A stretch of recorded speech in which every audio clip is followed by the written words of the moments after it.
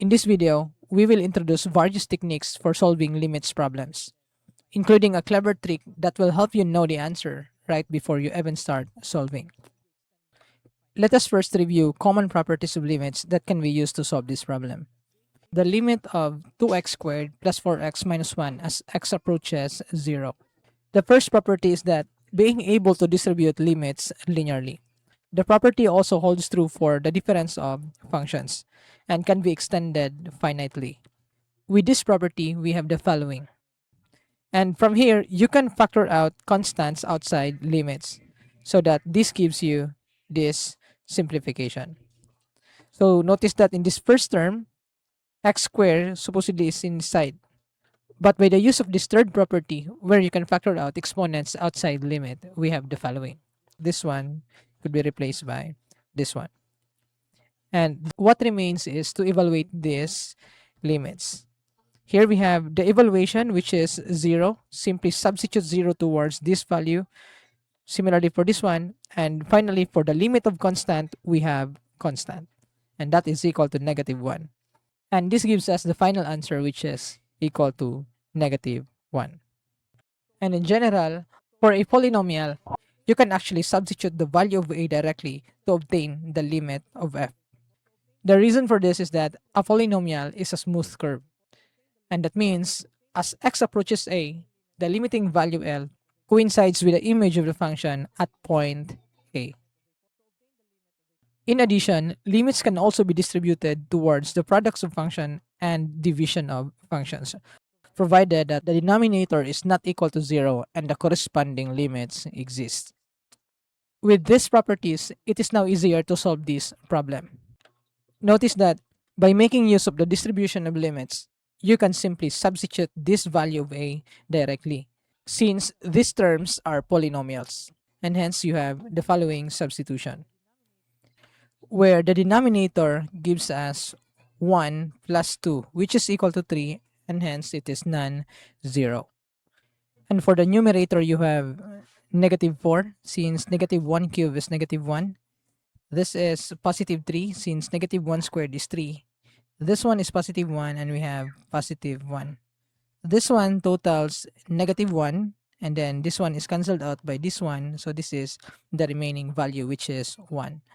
Therefore, the final answer is 1/3. Hence, direct substitution is also applicable for rational expressions with non-zero denominator. Let us now consider the following property of limit, where most students usually make mistake. What we have here is that the limit of nth root of a function is actually equivalent to the nth root of the limit of a function. As you can see, there's a switching between roots and limit in this equality. For this property to hold, when n is even, the limit inside the nth root should be positive. And for the case where n is odd, then there is no restriction. This means the limiting value of f could either be positive or negative infinity, or perhaps a finite value. Say for example, you have this problem. Here we consider n equals 2. And notice that if you switch the limit directly in this problem, then you will deal with the square root of the limit of x as x now approaching -1.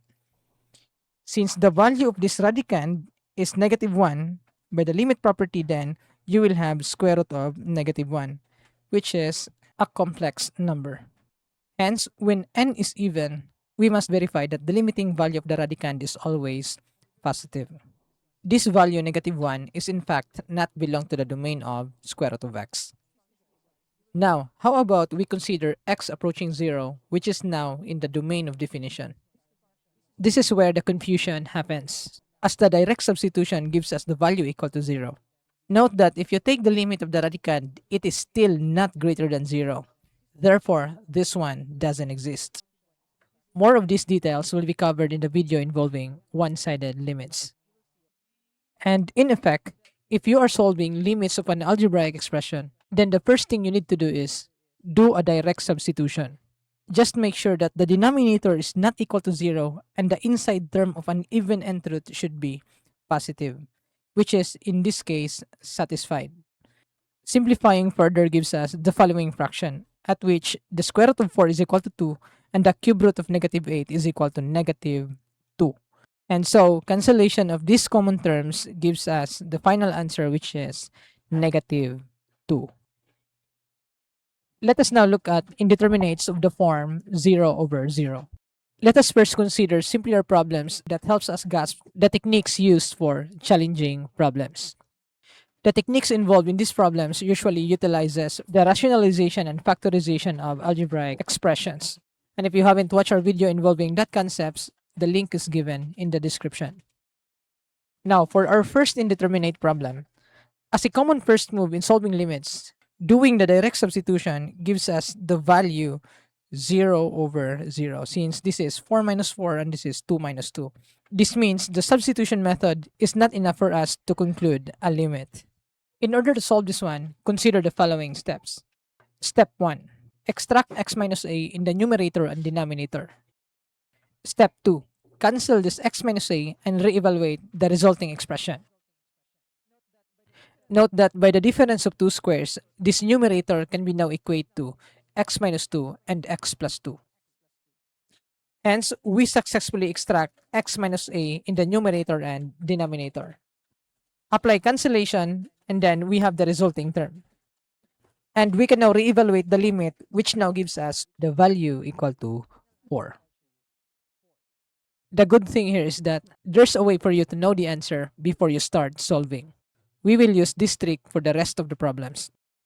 Note that in this problem, you cannot directly substitute negative 3 as this one gives indeterminate. What you can do instead is substitute a value that is almost equal to negative 3.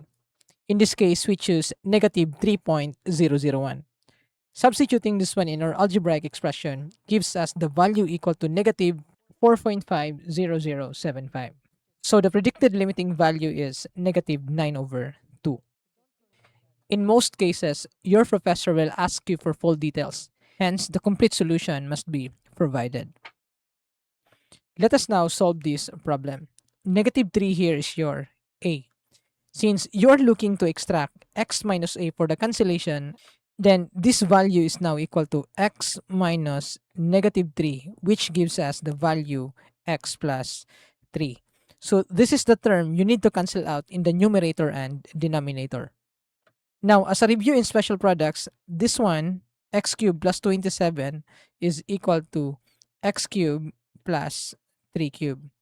By special products, sum of cubes, this one is equal to x plus 3, and then you have x squared minus 3x plus 9. And now for the denominator, we have x squared minus 9, which is also equal to x squared minus 3 squared.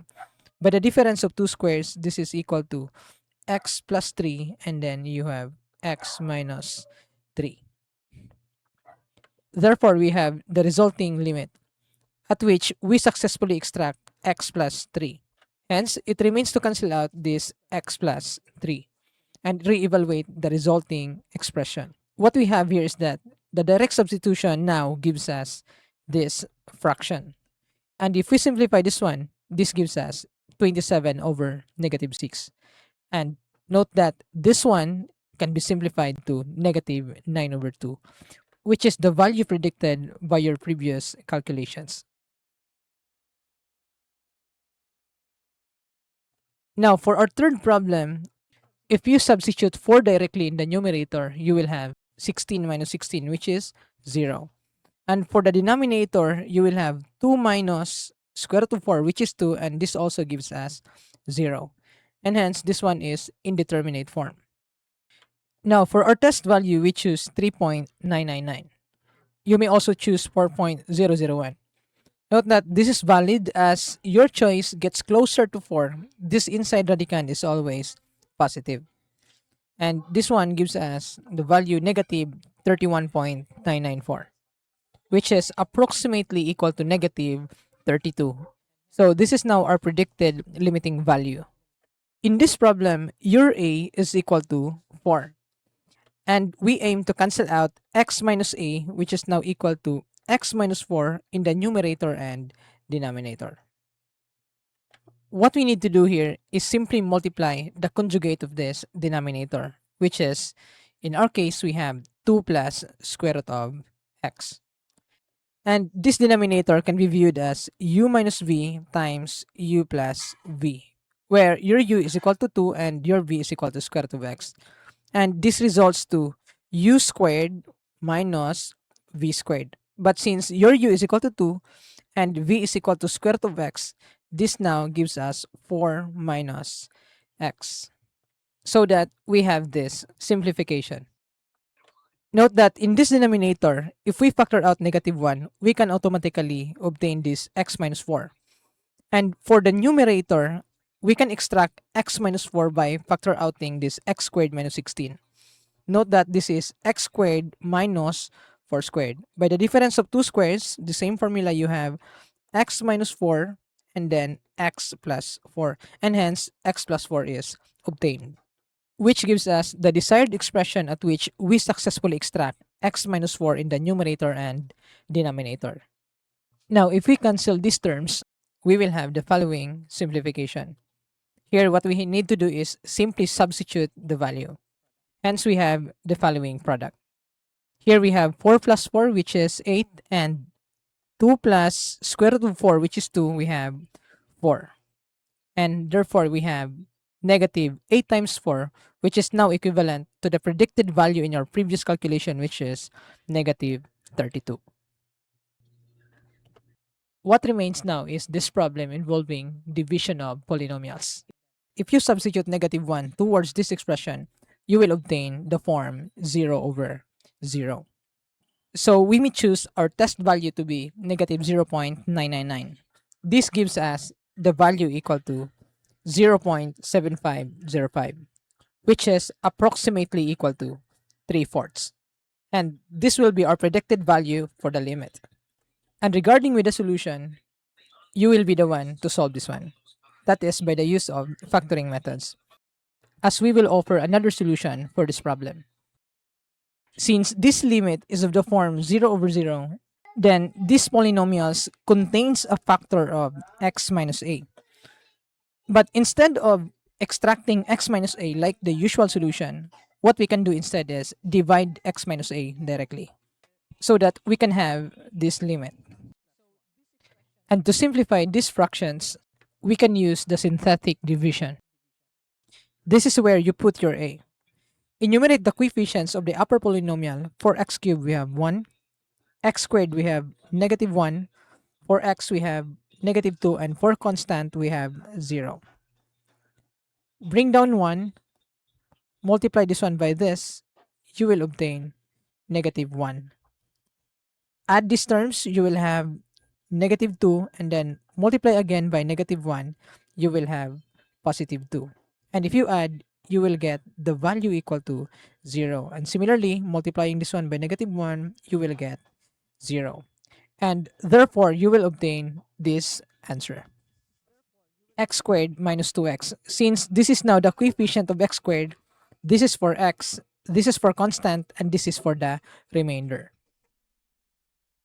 Now, applying the same concept for this upper polynomial, for x5 we have 1, x4 you have 0, for x cubed you have -1, x squared you have -1, for x we have 0, and for constant we have 1. Now, bring down 1, multiply by this -1, you will obtain -1. Add with 0, you have -1. Multiply again, you have +1. This is 0, 0, and then -1. Then we have +1. Add this up, we have 1. Multiply, we have -1. And then for the remainder, we have 0. Now, these coefficients correspond to the polynomial x to the 4th minus x cubed. We have no x squared since this is 0. And then we have -x. And for the constant, we have +1. Now, substituting the resulting quotients, we have the following limit, where we can now plug in a equals -1. And this gives us this substitution, which we can simplify to the value equal to 3/4, which coincides to the value predicted. Don't miss out our next uploads involving one-sided limits and limits at infinity. And if you want to help this channel grow, hit subscribe and see you in our next video.